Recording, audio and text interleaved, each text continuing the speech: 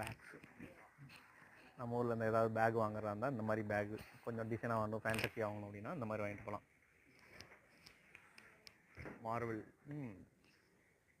Mickey mouse நமக்கு எப்பவுமே iron மேனும் தாரும் தான். ஹல்க் இருக்கான்.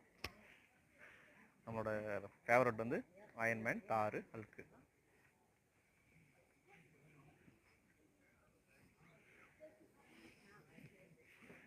இது சிம்மு யூகே வந்ததுக்கப்புறம் சப்போஸ் உங்களுக்கு சிம் வேணும் அப்படின்னா போய் வாங்கிக்கலாம். நம்ம ரீசார்ஜ் பண்ணுறதே 10 பவுண்டு தான் ரீசார்ஜ் பண்ணுவோம்.